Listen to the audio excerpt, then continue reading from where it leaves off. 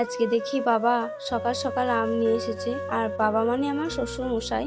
তো আমার শ্বশুর মশাই প্রত্যেকদিন সকালে উঠেই ওনার কাজ হলো যে ফুচকার ময়দা মাখানো, তারপর ময়দা মেখে ময়দাটাকে একটু রেস্ট দিয়ে দেয়। তারপর সকালেই বাবাকে বাজার যেতে হয়, কারণ ফুচকা ভাজার জন্য আলু তেল নিয়ে আসতে হয়। তো সেই কারণে দেখি আজকে আম নিয়ে এসেছে।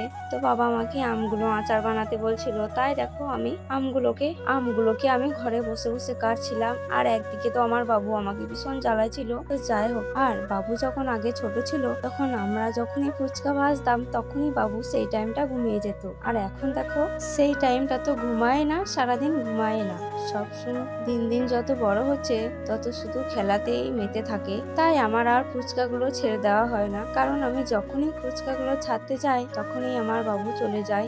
আর ফুচকা ছাড়তে গেলে বেশিরভাগ তেলের ছিটা এসে পড়ে, তাই ভীষণ ভয় হয়। তো যাই হোক, তো তারপর আমি আমগুলোকে ভালো করে ধুয়ে ছাদে চলে এলাম। তারপর দুটো থালায় মেলে দিলাম। তো তারপর যে আলু সেদ্ধ করে নিয়েছিলাম, যেহেতু আমাদের এখন আসর চলছে তাই আর আলুতে হলুদ তেল কিছুই দেওয়া হয় না, তাই সেদ্ধ সেদ্ধই খেতে হয়। তাই কটা আলু কেটেই সেদ্ধ করে নিলাম। তারপর আমার ছেলেকে আলু মেখে মুড়ি খাইয়ে দিলাম। আর এমনিতেই আমার ছেলে আলু খেতে ভালোবাসে, আলু দিয়ে যাই খাওয়ায় না কেন সেটাই খেয়ে নেয়।